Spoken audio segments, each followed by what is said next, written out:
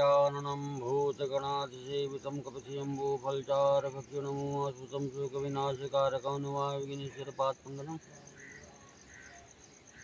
या देवी सर्वभूतेषु शक्तिरूपेण संस्थिता नमस्तस्यै नमस्तस्यै नमस्तस्यै नमो नमः। नीलाम्भुजश्यामलकोमलाङ्गं सीतासमारोपितवामभागम् पाणो महासायकचारुचापं नमामि रामं रघुवंशनाथम्। लोकाभिरामं रणरङ्गधीरं राजीवनेत्रं रघुवंशनाथम्। कारुण्यरूपं करुणाकरं तं श्रीरामचन्द्रं शरणं प्रपद्ये। त्वमेव माता च पिता त्वमेव बन्धो च सखा त्वमेव विद्या द्रविणं त्वमेव सर्वं मम देवदेव। गुरुर्ब्रह्मा गुरुर्विष्णु गुरुर्देवो महेश्वरा गुरुसाक्षात् परं ब्रह्म तस्मै श्री गुरुवे नमः। मनोजवं मारुतुल्यवेगं जितेन्द्रियं बुद्धिमतां वरिष्ठम्। वातात्मजं वानरयूथमुख्यं श्रीरामदूतं शरणं प्रपद्ये। कर्पूरगौरं करुणावतारं संसारसारं भुजगेन्द्रहारं सदा वसन्तं हृदयारविन्दे भवं भवानी सहितं नमामि। भवं भवानी सहितं नमामि। तुलसीवत रामचंद्र भगवान की जय। बोलो ब्रह्मदेव बाबा की जय। शंकर भगवान की जय। गणेश भगवान की जय। कार्तिक भगवान की जय। बालाजी महाराज की जय। पंचमुखी हनुमान जी महाराज की जय। गोस्वामी तुलसीदास जी महाराज की जय। ओम नमः पार्वती पते हर हर महादेव।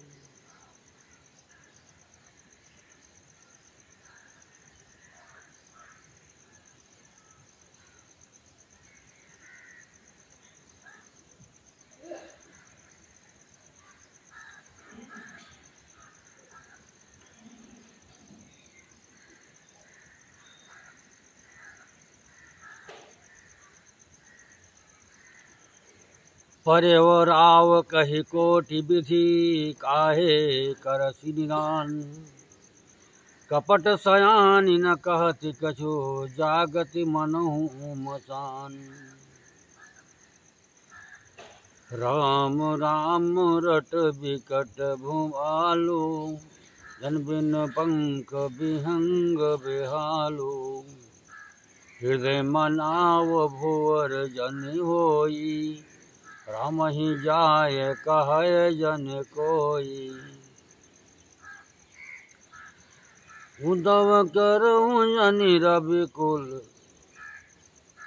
उद्धव करहु जनि रवि रघुकुल गुरु अवध बिलोकि सोल हो यही भूप प्रीत कैकेयी कठिनाई उभय अवधि विधि रची बनाई। बिलपत निपय भयव भिन सारा बीना बेन शंख धुनि द्वारा। पढ़हि भाट गुण गावहि गायक सुनत निपहि जन लागहि सायक। मंगल सकल सुहाहि न कैसे सहगाम नहीं विभूषण जैसे। तहि निशि नींद परी नहीं काहू राम दरस लाल साहू साहू। राजा करोड़ों प्रकार से बहुत तरह से समझाकर और यह कहकर कि तू क्यों सर्वनाश कर रही है, पृथ्वी पर गिर पड़े, पर कपट करने में चतुर कैकेयी कुछ बोलती नहीं, मानो मौन होकर मसान जगा रही हो, शमशान में बैठकर प्रेत मंत्र सिद्ध कर रही। राजा राम राम रट रहे थे और ऐसी व्याकुल है जैसे कोई पक्षी पंख के बिना बेहाल हो। अपने हृदय में मनाते हैं कि सवेरा ना हो और कोई जाकर श्री रामचंद्र जी से ये बात ना कहते।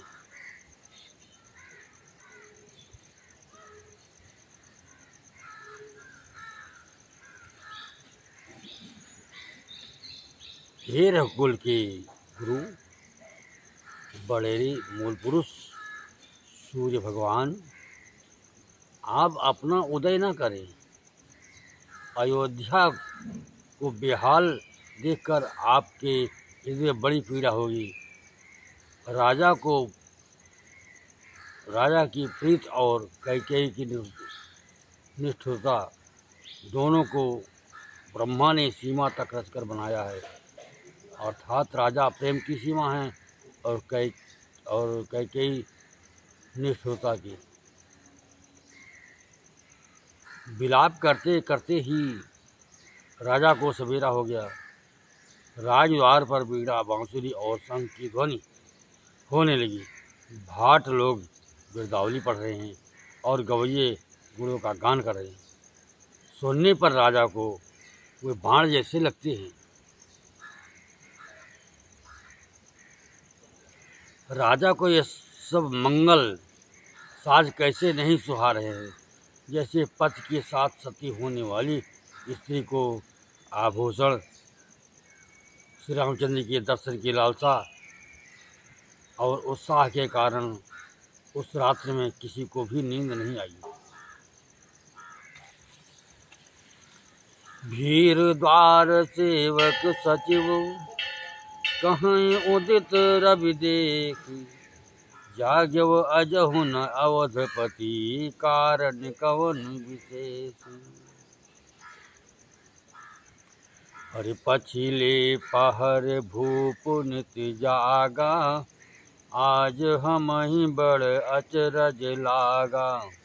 जाहु सुमंत्र जगावहु जाई, कीजिए काज रजाय सुपाई। गए सुमंत्र तब राउर माही, देख भयावन जात डराही। धाय खाए जन जाय नहेरा, मानहु विपति विषाद बसेरा। पूछे कौना उत्तर देई, गए जहि भवन भूप कैकेयी। कही जय जीव बैठ सिरनाए, देखी भूप गति गय व सुखाए। सोच विकल विवरण मही परऊ, मानहु कमल मूल परिहरऊ। सचिव सभीत सकै नहीं पूछी, बोली अशुभ भरी शुभ छूछी।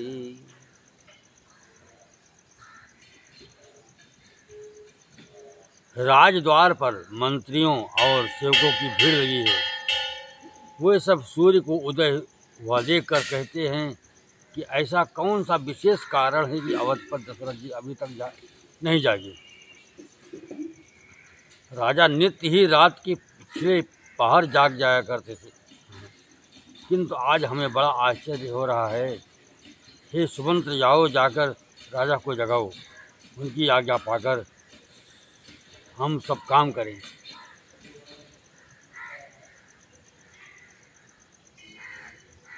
तब सुमंत्र रावले राजमहल में गए, पर महल को भयानक देखकर वे जाते हुए डर रहे हैं।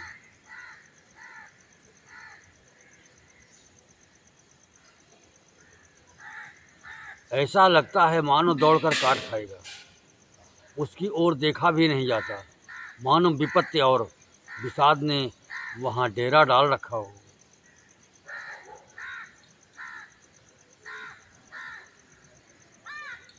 पूछने पर कोई जवाब नहीं देता। वे उस महल में गए जहां राजा और कैकेयी थे। जय जीव कहकर सिर नवाकर वंदना करके बैठे और राजा की दशा देखकर तो वे सूख ही गए। देखा कि राजा सोच से व्याकुल है। चेहरे का रंग उड़ गया है।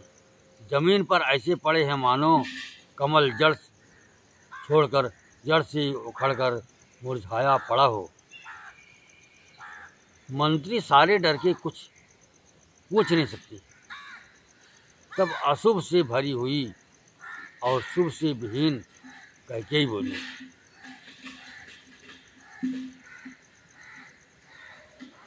परे न राजहि नींद निसी तो जान जगदीश, राम राम रटि भोर किए कहे न मरम मही।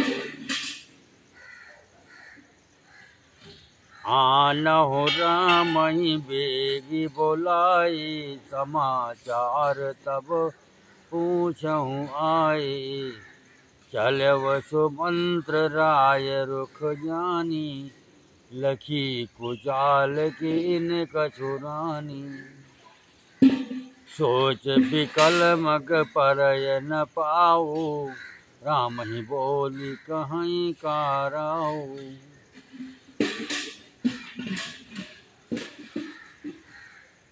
उर्धरि धीरज गयव दुमारे, पूछहि सकल देखि मन मारे। समाधान करी सो सबही का, गयो जहाँ दिन कर कुल टीका। राम सुमंत्र ही आवत देखा, आदर कीन पिता समलेखा। निरखी बदन कही भूपुर जाई, रघुकुल दीपहि चलव लेवाई। राम को भांति सचिव संग जाही, देखी लोग जहाँ तां बिल खाई।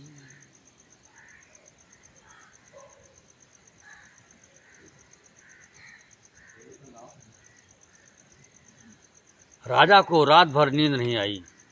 इसका कारण जगदीश्वर ही जाने। इन्होंने राम राम रटकर सवेरा कर दिया, परंतु इसका भेद राजा कुछ भी नहीं बतलाते।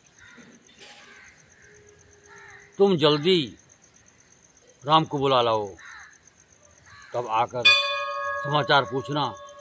राजा का रुख जानकर सुमंत्र जी चले। समझ गए कि रानी ने कुछ कुचाल की है।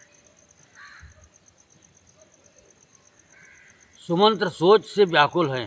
रास्ते पर पैर नहीं पड़ता, आगे बढ़ा नहीं जाता।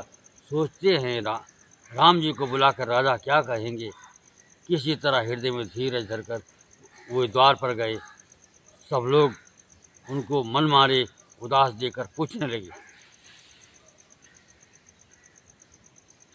सब लोगों का समाधान करके किसी तरह समझा बुझाकर सुमंत्र वहाँ गए जहाँ सूर्य कुल के तिलक श्री रामचंद्र जी थे। श्री रामचंद्र जी ने सुमंत्र को आते देखा तो पिता के समान समझकर उनका आदर किया।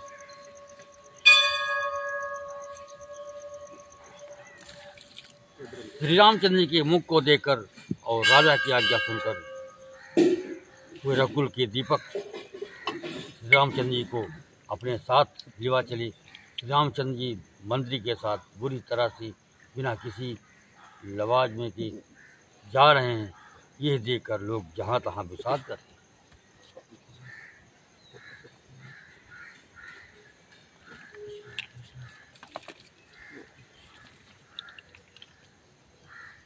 जाय दीख रघुवंश मणि नरपति निपट कुसाज। सहमि पर्यो लखी सिंह नहीं मनहु वृद्ध गजराज। हरिशोखहि अधर जरय सब अंगु मनहु दीन मनहीन भुवंगु। सरुस समीप दीख कैकेयी मानहु मीच घरी जन लेई। करुणामय मृदुराम सुभाऊ प्रथम दीख दुख सुना न काऊ। तदप धीर धरि सममु विचारी पूछी मधुर बचन महतारी। मोहि कहूँ मात तात दुख कारण करिय जतन जहि होय निवारण। सुनहु राम सब कारण एहु राजहि तुम पर बहुत स्नेहु। जिन कहो मोहि दुई बरदाना मांग्यो जो कछु मोहि सुहाना। सो सुनि भयो भूप उर सोचू छाड़ी न सके तुम्हार सकोचू।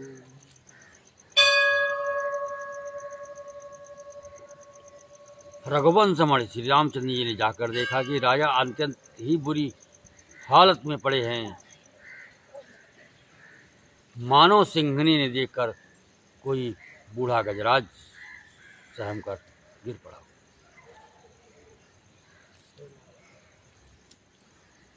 राजा की ओठ सूख रहे हैं और सारा शरीर जल रहा है, मानो मण के बिना सांप दुखी हो रहा हो।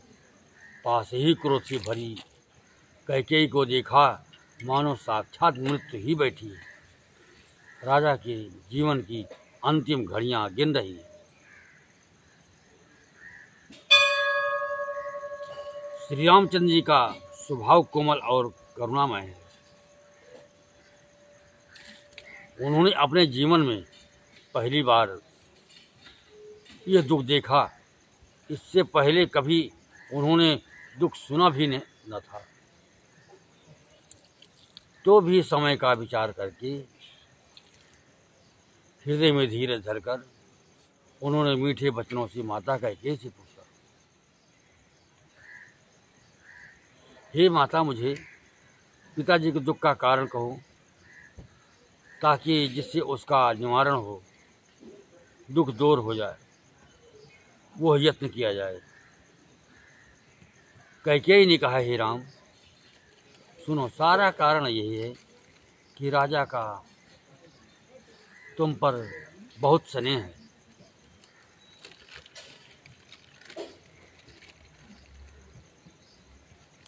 इन्होंने मुझे 2 वरदान देने को कहा था। मुझे जो कुछ अच्छा लगा वही मैंने मांगा। उसे सुनकर राजा के हृदय में सोच हो गया, क्योंकि ये तुम्हारा संकोच नहीं छोड़ सकते। सुत स्नेह इत बचन उत संकट पर्यो नरेश। सकहु त आयसु धरहु सिर मेटहु कठिन कलेश। हरि निधर क बैठि कहीं कटु बानी सुनत कठिनता अति अकुलानी। जीभ कमान बचन सर नाना मनहु महिप मृदुलक्ष समाना। जन कठोरपन धरे शरीरो सिखय धनुष विद्या बलवीरो। सब प्रसंग रघुपति सुनाई बैठि मनहु तनु धरि निठुराई। मन मुस्काय भान कुल भानु सहजयानंद राम सहजयानंद निधानु। बोले बचन विगत सब दोषन मृदु मंजुल जन बाग विभूषण।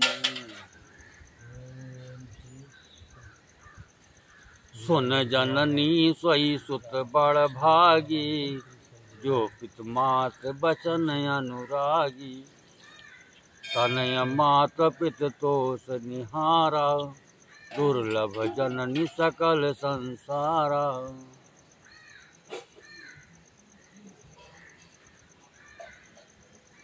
इधर तो पुत्र का स्नेह है और उधर वचन प्रतिज्ञा। राजा इसी धर्म संकट में पड़ गए हैं। यदि तुम कर सकते हो तो राजा की आज्ञा से उद्धार करो और इनके कठिन कलेश को मिटाओ। कैकेयी बेधड़क बैठी ऐसी कड़वी वाणी कह रही है जिसे सुनकर स्वयं कठोरता भी अत्यंत व्याकुल हो उठी।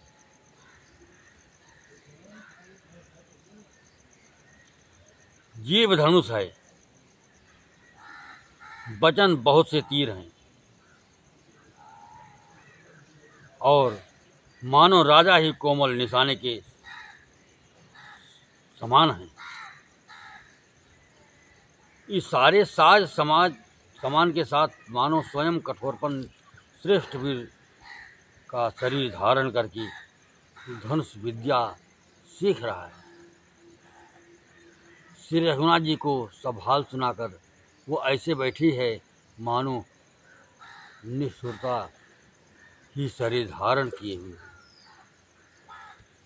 सूर्य कुल के सूर्य स्वाभाविक ही आनंद निधान श्री रामचंद्र जी मन में मुस्कुराकर सब दूसरों से रहित ऐसे कोमल और सुंदर वचन बोले जो मानव वाणी के भूषण ही थे।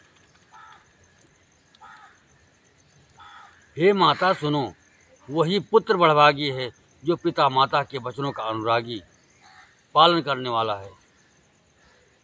आज्ञा पालन के द्वारा माता पिता को संतुष्ट करने वाला पुत्र हे जननी सारे संसार में दुर्लभ है।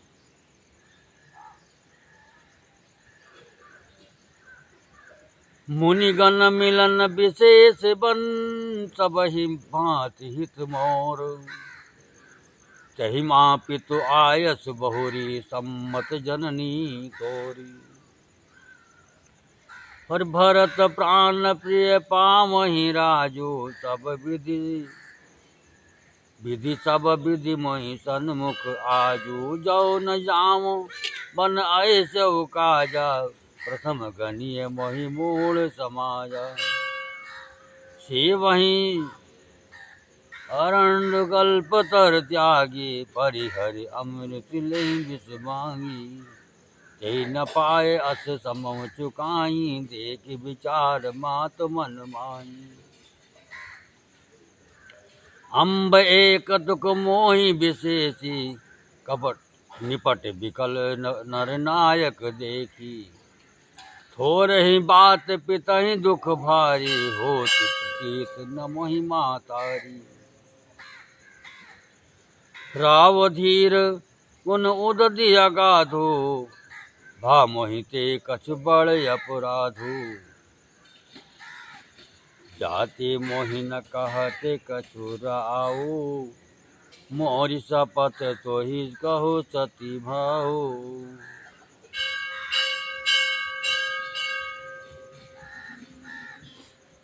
वन में विशेष रूप से मुनियों का मिलन होगा, जिसमें मेरा सभी प्रकार से कल्याण है।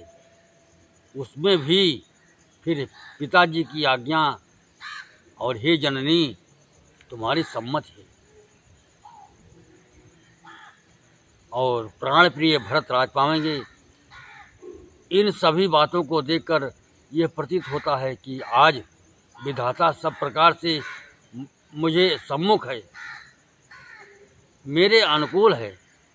यदि ऐसे काम के लिए भी मैं वन को ना जाऊं तो मूर्खों के समाज में सबसे पहले मेरी ही गिनती करनी चाहिए।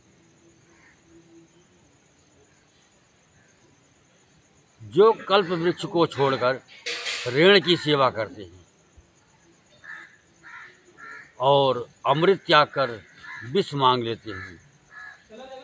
हे माता, तुम मन में विचार कर देखो, वे महामूर्ख भी ऐसा मौका पाकर कभी ना चूकेंगे। हे माता, मुझे एक ही दुख विशेष रूप से हो रहा है। वो महाराज को अत्यंत व्याकुल देकर इस थोड़ी सी बात के लिए ही पिताजी को इतना भारी दुख हो। हे माता, मुझे इस बात पर विश्वास नहीं होता।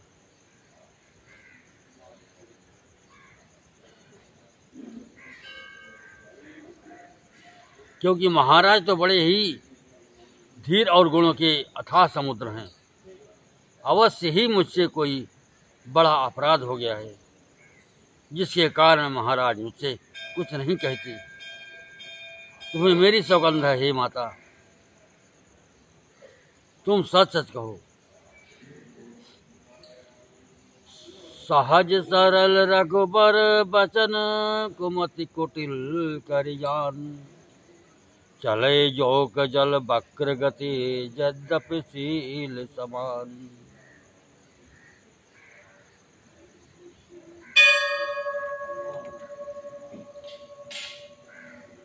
रहसी रानी राम रुख पाई, भोली कपट स्नेह जनाई। सब तुम्हार भरत गए आना, हित न दूसर मैं गजु जाना। तुम अपराध जोग नहीं ताता, जननी जनक बंधु सुखदाता। राम सत्य सब जो कछु कहो, तुम पितु स्मात बचन रत रहो। पिता ही बुझाए कहो बलि सोई, चौथे पन जहि अजस न होई। तुम सम सुमन सुकृत जहि दीन्हे, उचित न तासु निरादर कीन्हे। लागहि कुमुख बचन शुभ कैसे, मंगह गया दिक तीरथ जैसे। राम ही मात बचन सब भाए, जिम सुर सरे गत सलिल सुहाए। रघुकुल में श्रेष्ठ श्री रामचंद्र जी के स्वभाव से ही सीधे बचनों की दुर्बुद्धि कैकेयी टेढ़ा ही करके जान रही है। जैसे यद्यप जल समान ही होता है, परंतु जोक उसमें टेढ़ी चाल से ही चलती है।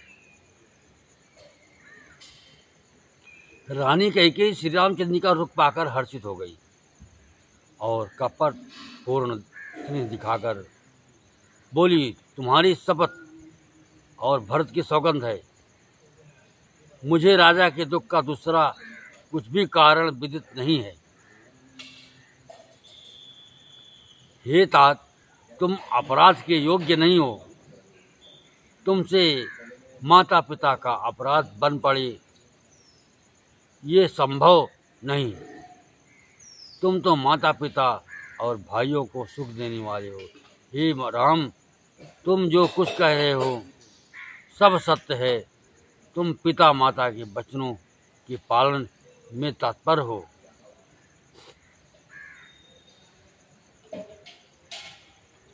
मैं तुम्हारी बलिहारी जाती हूँ। तुम पिता को समझाकर यही बात कहो कि जिससे चौथे पर बुढ़ापे में इनका अपयश न हो। जिस पुण्य ने इनको तुम जैसे पुत्र दिए हैं, उसका निरादर करना उचित नहीं है। कैकेयी के बुरे मुख में ये शुभ वचन कैसे लगते हैं, जैसे मगध देश में गया आदि तीर्थ श्री रामचंद्र जी को माता कैकेयी के सब वचन ऐसे अच्छे लगे, जैसे गंगा जी में जाकर अच्छे बुरे सभी प्रकार के जल शुभ सुंदर हो जाते हैं। गए मोर छारा मही तो मेरी, लिप फिर करवट लीन। सचिव राम आगमन कही, विनय रसमय समकीन। अवनिप अगनि राम पग धारे, धरि धीरज तब नयन उंघारे। सचिव संभारि नाव बैठारे, चरण भरत निपु राम निहारे, लिए स्नेह विकल और लाई, गए मन मनहु पनिक फिर पाई। राम ही चितय रहव नर नाहु, चला बिलोचन बारी प्रभाहु। शोक विवश कछु कहय न पारा, हृदय लगावत बारहि बारा। विधि मनाव ग्राव मन माही, जय रघुनाथ नन कानन जाही। सुमिरि महेश कहाँ ये निहोरी, सुनहु विनती सुनहु सदा शिव मोरी।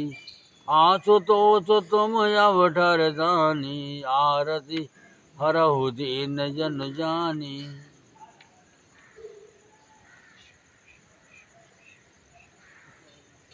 इतने में राजा की मूर्छा दूर हुई। उन्होंने राम का स्मरण करके राम राम कहकर फिरकर करवट ली।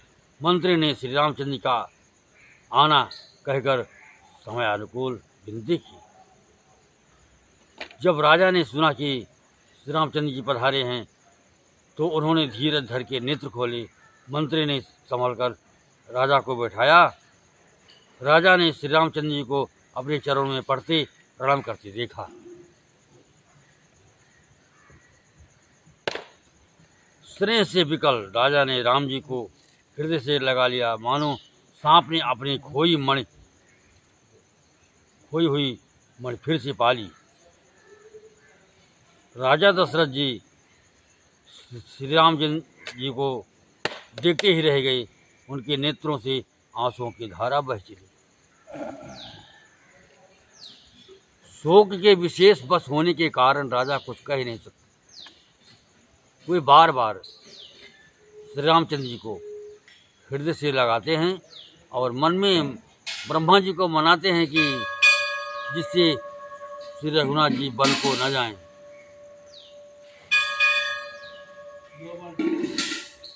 फिर महादेव जी का स्मरण करके उन्होंने निहोरा करते हुए कहते हैं, हे सदाशिव, आप मेरी विनती सुनिए। आप आज तो शीघ्र प्रसन्न होने वाले और औषधानी मुहमागा देने वाले, अतः मुझे अपना दीन सेवक जानकर मेरे दुख को दूर कीजिए। तुम प्रेरक सबके हृदय, सोमति राम ही देहु। बचन मोर तज रहे घर, परिहरशील सनेहु। हरि अजस हो जग सो जस न साऊ, नरक परे बर सुरपुर जाओ। सब दुख दुसाह सुहावहु मोहि, लोचन ओट राम जनि होई। असमन गुनय राव नहीं बोला, पीपर पात सरिस मन डोला। रघुपति पितहि प्रेम बस जानी, उनि कछु कहे मातो अनुमानी। देश काल अवसर अनुसारी, बोली बचन विनीत निहारी। तत कहूँ कछु करऊँ डिठाई, अंकित क्षम बजानी लरिकाई।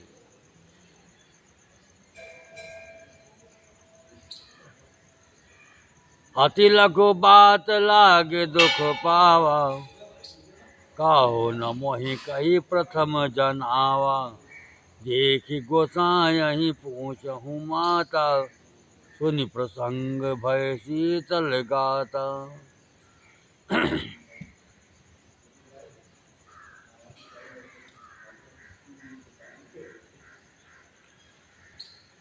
आप प्रेरक रूप से सबके हृदय में हैं। आप श्री रामचंद्र जी को ऐसी बुद्धि दीजिए जिससे वे मेरे वचनों को त्याग कर और शील स्नेह को छोड़कर घर ही में रह जाएं।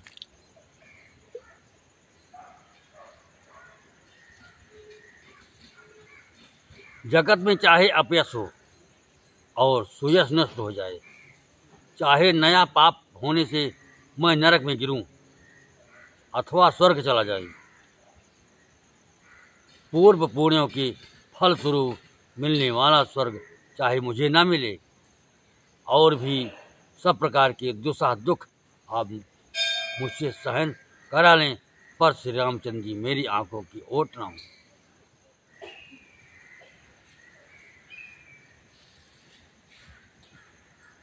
राजा मन ही मन इस प्रकार विचार कर रहे हैं, बोलते नहीं। उनका मन पीपल के पत्ते की तरह डोल रहा है। श्री रघुनाथ जी ने पिता को प्रेम की बस जानकर और ये अनुमान करके कि माता फिर कुछ कहेगी तो पिताजी को दुख होगा, देश काल और अवसर के अनुकूल विचार कर विनीत वचन कहे, हे तात मैं कुछ कहता हूँ, ये डिठाई करता हूँ, इस अनुचित को मेरी बाल्यावस्था समझकर क्षमा कीजिएगा।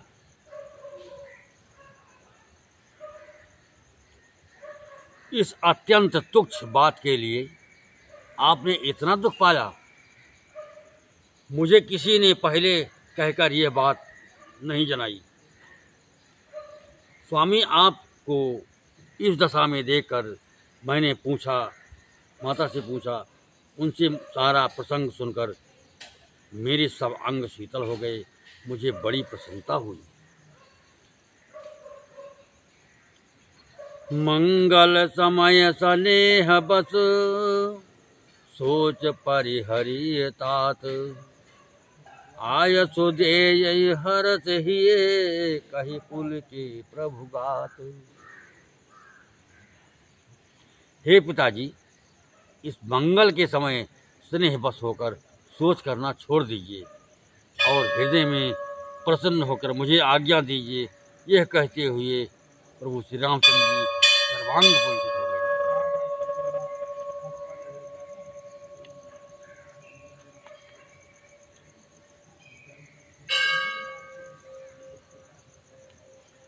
धन्य जन्म जगती तल तासु, पितहि प्रमोद चरित सुनि जासु। चारि पदारथ कर तल चाके, प्रिय पितु मात प्राण समझाके। आयस पालि जन्म फल पाई, एहव बेग ही होव रजाई। विदा मात सुन आवो मांगी, चली हम बनहि बहुरी पगल आगी। अस कही राम गवन तब कीन्हा, भूप शोक बस उतर न दीन्हा। नगर व्याप गए बात सुतीची, बात छुअत चढ़ी जनु सब तन बीची। सुनि भय बिकल सकल नर नारी, बोली बिटब जिमि देखी दवारी। जो जहाँ धुनय सिर सोई, बड़ विषाद नहीं धीरज होई। उन्होंने फिर कहा, इस पृथ्वी तल पर उसका जन्म धन्य है जिसके चरित्र सुनकर पिता को परम आनंद हो।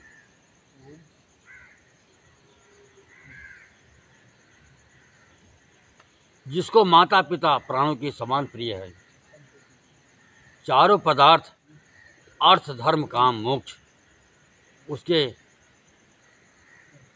करतलगत मुट्ठी में रहते हैं। आपकी आज्ञा पालन करके और जन्म का फल पाकर मैं जल्दी ही लौट आऊंगा। अतः कृपया आज्ञा दीजिए, माता से विदा मांग आता हूँ, फिर आपके पैर लगकर प्रणाम करके वन चलूँगा। ऐसा कहकर तब श्री रामचंद्र जी वहाँ से चल दिए। राजा ने शोक बस कोई उत्तर नहीं दिया।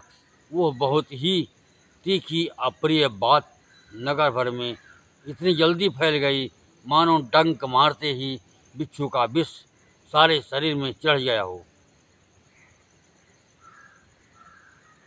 इस बात को सुनकर सब स्त्री पुरुष ऐसे व्याकुल हो गए जैसे दावानल वन में आग लगी देखकर बेल और वृक्ष मुरझा जाते हैं। जो जहाँ सुनता है वो वही सिर धुनने पीटने लगता है। बड़ा विषाद है, किसी को धीरज नहीं बनता।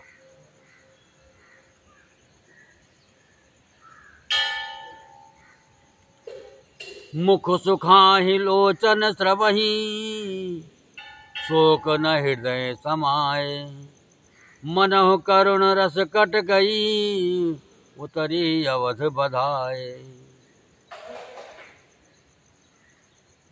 मिले हूँ मांझ विधि बात बेगारी, जहाँ तहाँ देहि कई कई गारी। यही पाप नहीं बूझ का पर्यो, छाये भवन पर पावक धर्यो। निज कर नयन काळे चाह, निज कर नयन काळे चाह दीखा। डारी सुधा विष चाहत चीखा, कुटिल कठोर को बोधिया भागी। भय रघुवंश बियन सब बन आगे, पालव बैठ पेड़ यही काटा। सुख महाशोक ठाट धरि ठाटा, सदा राम यही प्राण समाना।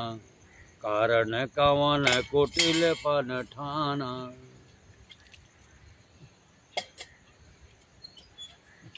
सत्य कहें कभी नारी सुभाऊ, सही विधि अगऊ अगाध दोराऊ।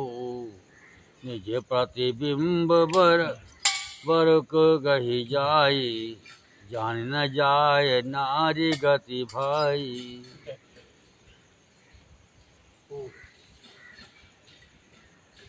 सबके मुख सूख जाते हैं, आंखों से आंसू बहते हैं।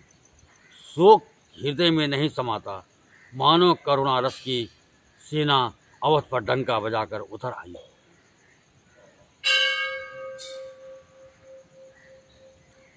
सब मेल मिल गए थे, सब संजोग ठीक हो गए थे।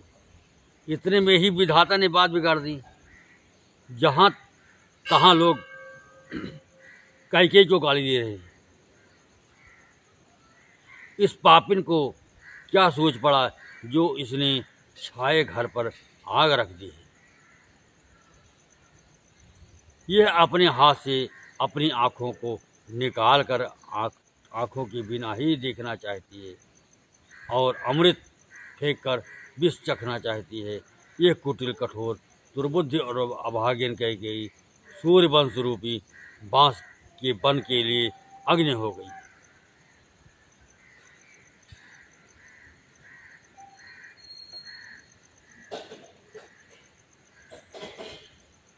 पत्ते पर बैठकर इसने पेड़ को काट डाला। सुख में शोक का ठाट कर रख दिया। श्री रामचंद्र जी इसे सदा प्राणों के समान प्रिय थे, फिर भी न जाने किस कारण इसने यह कुटिलता ठानी। कभी सत्य ही कहते हैं कि स्त्री का स्वभाव सब प्रकार से पकड़ में आने योग्य अथवा और भेद भरा होता है। अपनी परछाई भले ही पकड़ जाए, पर भाई स्त्री की गति चाल नहीं जानी जाती।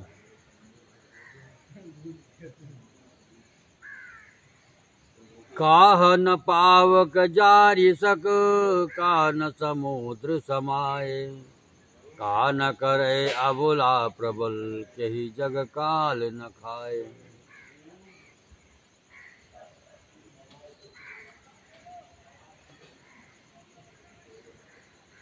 का सुनाए विधि काह सुनावा, का देखाए चाह काह देखावा। एक कहीं भल भूप न कीन्हा, बर विचार नहीं कुमतहि दीना। जो हठि भयव सकल दुख भाजन, अबला विवश ज्ञान गुण गाजन। एक धर्म परमित पहिचाने, निपहि दोष नहीं जेहि सयाने।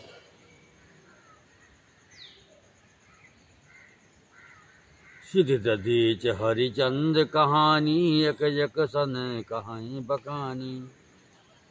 एक भरत कर सम्मत कहाई, एक उदास भाय सुनि राई। कान मूंद कर रद गए जीहा, एक कहें यह बात अलीहा। सुकृत जाए जस कहत तुम्हारे, राम भरत कहूँ प्राण प्यारे।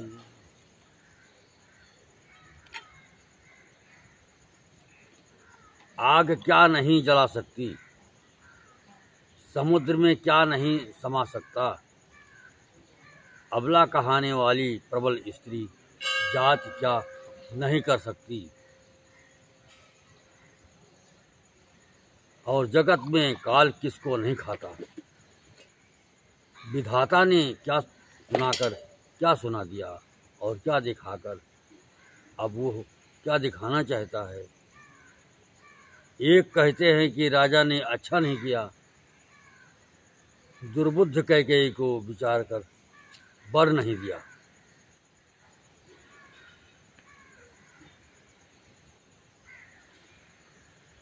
जो हट करके कैकेयी की बात को पूरा करने में अड़े रहकर स्वयं सब दुखों के पात्र हो गए, स्त्री के विशेष वश होने के कारण मानो उसका ज्ञान और गुण जाता रहा। एक दूसरे जो धर्म की मर्यादा को जानते हैं और सयाने हैं, वो राजा को दोष नहीं देती।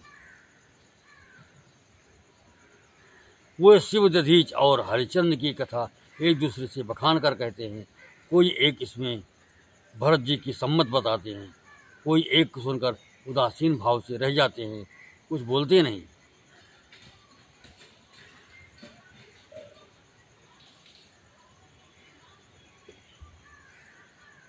कोई हाथों से कान मूंदकर और जीभ को दांतों तले दबाकर कहते हैं कि यह बात झूठ है।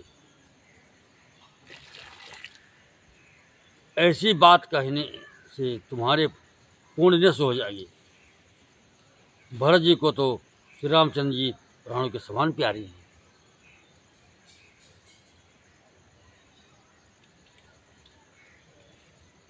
चंद चवय बरु अनलकन, सुधा होई विषतूल। सपन्यहु कबहु न करहि कछु, भरत राम प्रतिकूल। चंद्रमा चाहे शीतल किरणों की जगह आग की चिंगारियां बरसाने लगे और अमृत चाहे विष के समान हो जाए, परंतु भरत जी स्वप्न में भी कभी श्री रामचंद्र के विरुद्ध कुछ नहीं करेंगे।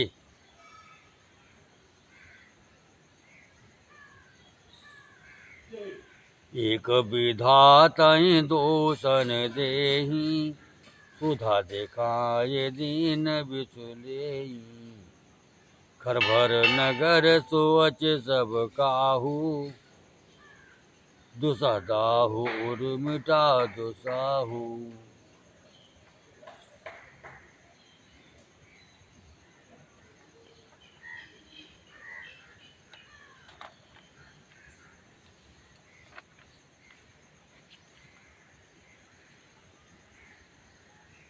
विप्रवधु कुल मान जठेरी, जय प्रिय परम कैकेयी केरी। लगी देन सिख सील सराही, बचन बान सम लागहि ताही। भरत नर मोहि प्रिय राम समाना, भरत न मोहि प्रिय राम समाना। सदा कहूँ यह सब जग जाना, करहूँ राम पर सहज स्नेहु। कि अपराज आज बल देहु, कबहु न कियव सवतियारेषु। प्रीत प्रतीत जान सब देशु, कौशल्या अब काह विकारा, तुम जही लाग वज्रपुर पारा।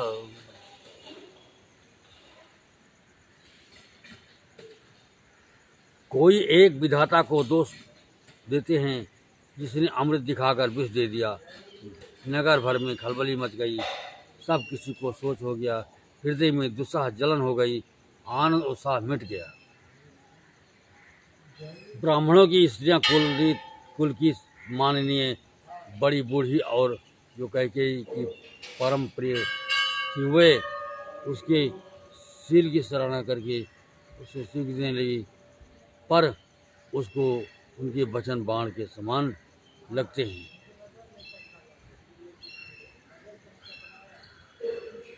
वे कहती हैं, तुम तो सदा कहा करती थी कि श्री रामचंद्र जी के समान मुझको भरत भी प्यारे नहीं हैं। इस बात को सारा जगत जानता है। श्री रामचंद्र जी पर तो तुम स्वाभाविक ही स्नेह किया करती रही हो, आज किस अपराध से उन्हें वन दे देती हो। तुमने कभी सौतिया डाह नहीं किया, सारा देश तुम्हारे प्रेम और विश्वास को जानता है। अब कौशल्या ने तुम्हारा कौन सा बिगाड़ कर दिया जिसके कारण तुम्हारे सारे नगर पर वज्र गिरा दिया।